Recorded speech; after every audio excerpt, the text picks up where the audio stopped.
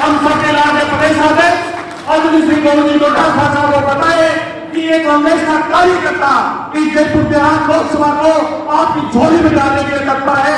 अजय डोटासरा साहब।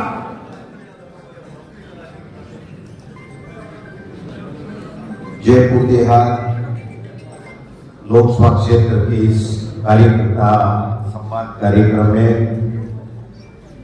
हमारे बीच में हमारे नेता प्रतिपक्ष परम सम्मानीय टीकाराम जूली साहब, हमारे जयपुर ग्रामीण के जिला अध्यक्ष मेरे भाई श्री गोपाल मीणा जी, हमारे पूर्व मंत्री और मना कौन रहे हैं उसके प्रसिद्ध डॉक्टर हरि सिंह जी, हमारे सबके नेता और किसान नेता, उनके सुपुत्र हैं विद्याधर चौधरी जी जो विधायक फुलेरा। राजस्थान में सबसे ज्यादा पहला नंबर है या दूसरा नंबर है, लेकिन सबसे ज्यादा वोटों से जीत करके राजस्थान की विधानसभा में प्रवेश किया मेरे छोटे भाई मनीष यादव जी।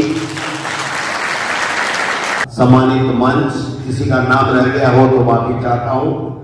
आप सब लोग जिनके कारण से, जिनके आशीर्वाद से, जिनकी मदद से हम सब मंच के ऊपर बैठे हैं, उन सबको सबसे पहले प्रणाम करता हूं, नमस्कार करता हूं।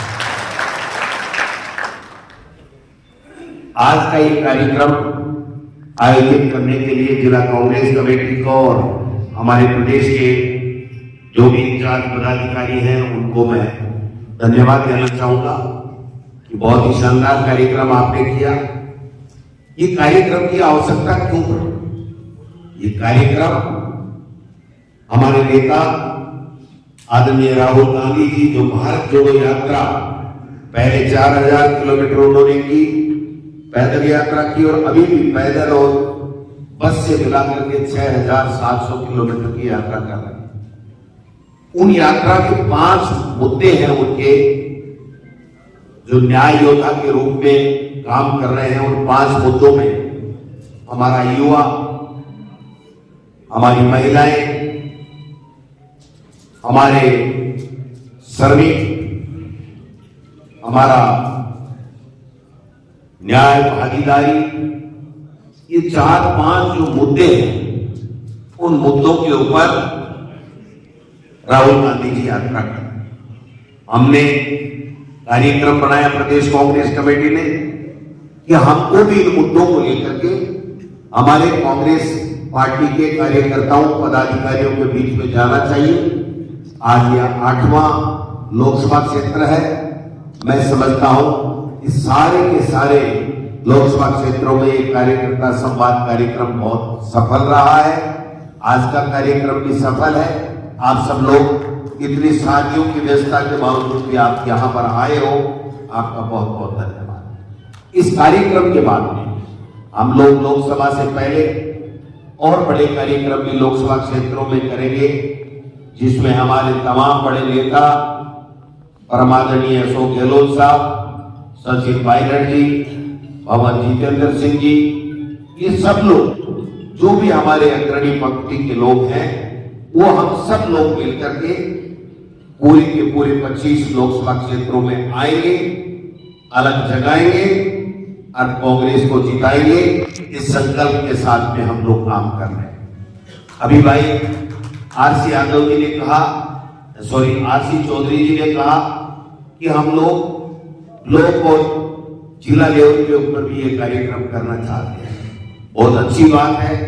आपकी इस उत्साह का, आपके सुझाव का हम स्वागत करते हैं और हम जल्दी एक कार्य योजना बना करके पूरे प्रदेश में किस प्रकार से इसको लोकसभा क्षेत्रों से नीचे बूथ और ब्लॉक और मंडल लेवल तक ले जाएं, इस कार्यक्रम की घोषणा प्रदेश कांग्रेस कमेटी की तरफ से हम लोग जल्दी करने वाले हैं।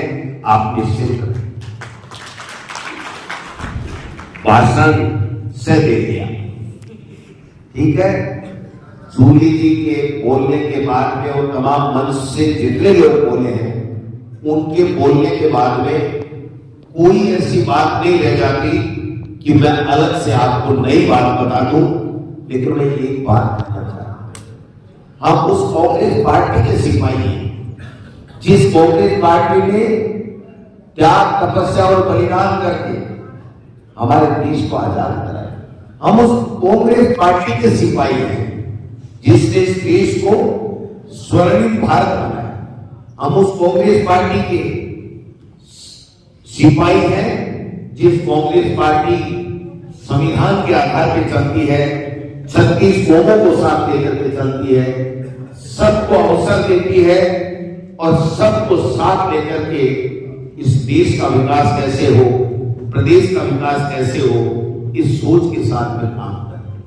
और दूसरी तरफ वो भारतीय जनता पार्टी जो आजादी के समय जिसका उदय ही नहीं हुआ था, केवल आरएसएस या संघ था, जो किस प्रकार की गतिविधियों में संलिप्त था, मुझे कहने की ज्यादा आवश्यकता नहीं है। वो लोग जिनका आजादी में, आज देश को आजाद कराने में योगदान शून्य है, वो आज हमें राष्ट्रभक्ति का पाठ पढ़ा रहे हैं, हमें जय श्री राम के नारे की बात कह रहे हैं, हमें कह रहे हैं वंदे मातरम आपको आता नहीं आता है, वंदे मातरम बुलाने की बात कहते हैं, राष्ट्र के निर्माण की बात करते हैं।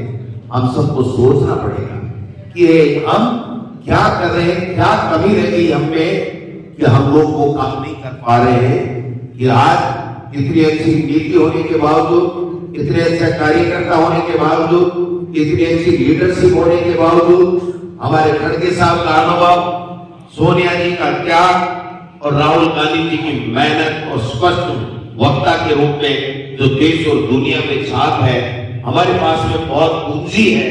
मनमोहन सिंह जी के आर्थिक उदारीकरण के जिस प्रकार का 10 साल का कार्यकाल, जो हमारे कानून, ये सब ऐसे कानून मनमोहन सिंह जी ने बनाए थे, right to education, right to food, MNREGA, भूमि अधिग्रहण कानून, ये कहीं टिकते ही नहीं हमारे सामने। इनकी अगर आप सोच देखो, इनके कानूनों की बात करो, इन्होंने एक काम किया 10 साल में, इन्होंने नोट बंद किए 500,000। क्या फायदा हुआ भाई बताओ? कोई एक देने का फायदा हुआ इनसे? इन्होंने दूसरा एक कानून बनाया कि साहब महिला आरक्षण का कानून आप लाए थे लेकिन आप पास नहीं करवा पाए, हम लोग पास करा रहे हैं। देश के और दुनिया के इतिहास में ये पहला एक ऐसा कानून है जो राष्ट्रपति के हस्ताक्षर होने के बाद में, लोकसभा और राज्यसभा में पास होने के बाद में देश में कानून लागू हो गया। लेकिन उस कानून का ये पता नहीं है कि इस कानून कितने तारीख से लागू होगा, माता और बहनों को कब आरक्षण मिलेगा, ये किसी को पता नहीं है। ये एक कानून इन्होंने बनाया है जिसका पता नहीं है कि ये कब लागू होगा और किस प्रकार हमको आरक्षण मिलेगा। मैं समझता हूं कि हमारे पास बहुत अच्छी चीज है, लेकिन थोड़ा सा संयम रखने की आवश्यकता है, थोड़ी मेहनत करने की आवश्यकता है, थोड़ी कार्यकर्ताओं के बीच में जाने की आवश्यकता है, थोड़ा अनुशासन का पाठ पढ़ने की आवश्यकता है। मैं मानता हूं कि चाहे मंच पे बैठा हो, चाहे वो सामने बैठा हो, हम सब में दम है और सब सम्मान है। हमें कोई अलग से दर्जा प्राप्त नहीं हुआ है, हम ही आप में से हैं और आप में से यहाँ आएंगे, या अगर हम यहाँ बैठे हैं तो आपके कारण से बैठेंगे, हम मैं जानते हैं। लेकिन समझना पड़ेगा कि कोई भी पार्टी, कोई भी सिस्टम, कोई प्रोटोकॉल होता है, कोई सिस्टम होता है। हर व्यक्ति बोल भी नहीं सकता, हर व्यक्ति ऊपर भी नहीं बैठाया जा सकता, हर व्यक्ति सामने बैठा है तो उसका मूल्यांकन हम कमजोर नहीं कर सकते। वो भी एक एक व्यक्ति हमसे भी ज्यादा ताकतवर है, हमसे भी ज्यादा जनता का चहेता हो सकता है। लेकिन मौके की बात है, पार्टी में कभी किसी को मौका मिल जाता है, मेरे को मौका मिल गया।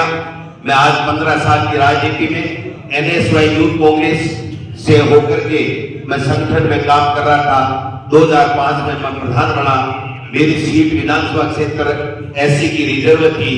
मेरी कोई उम्मीद नहीं थी कि मैं राजनीति में, केवल संगठन में, जिला कांग्रेस कमेटियों में मैं काम कर रहा था।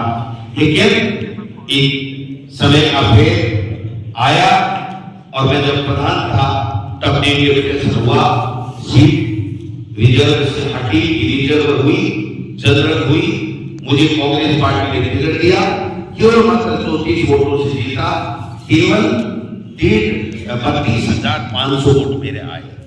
लेकिन फिर मेहनत की, फिर पार्टी ने आशीर्वाद दिया, दोबारा सुभाष महरिया जैसा दिग्गज केंद्र में मंत्री रहा, बहुत धनाढ्य, बहुत पुरानी राजनीति का कुशल योद्धा, वो बीच में आ गया। दूसरे चुनाव में फिर कार्यकर्ताओं ने आशीर्वाद दिया और फिर 57,000 वोट आए, 11,000 वोटों से सुभाष महरिया पराजित हुआ।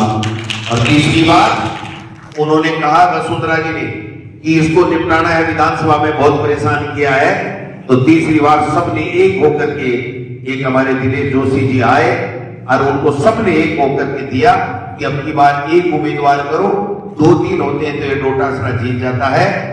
मेरे लक्ष्मणगढ़ के मतदाताओं ने मुझे 22,500 वोटों से जिता करके भेजा और अब की बार आरएसएस ने कहा इसको निपटाना है। नागपुर, जम्मू कश्मीर, हरियाणा, महाराष्ट्र, उत्तर प्रदेश, पता नहीं कहां से लोग आए और आकर के सुभाष महरिया जी को बहुत दिग्गज नेता मान करके आए और पता नहीं कितने कितने बड़े बड़े नेताओं के दौरे कराए। लेकिन राजस्थान लक्ष्मणगढ़ की जनता ने 19,000 वोटों से जीता करके 1,15,000 वोट लेकर के, ये मैं कहानी इसलिए कह रहा हूं कि कोई लंबी चौड़ी बात नहीं है। अगर जनता के बीच में रहोगे, जनता का मान सम्मान करोगे, उसके सुख दुख में भागीदार बनोगे, तो 10-15 साल में जब गोविंद डोटासरा सामान्य कांग्रेस का कार्यकर्ता प्रदेश का अध्यक्ष बन सकता है, शिक्षा मंत्री बन सकता है, विधानसभा में चीफ व्हिप बन सकता है, जिले का अध्यक्ष बन सकता है, प्रदेश का उपाध्यक्ष बन सकता है, तो आप में से क्यों नहीं बन सकते? आप भी बनोगे।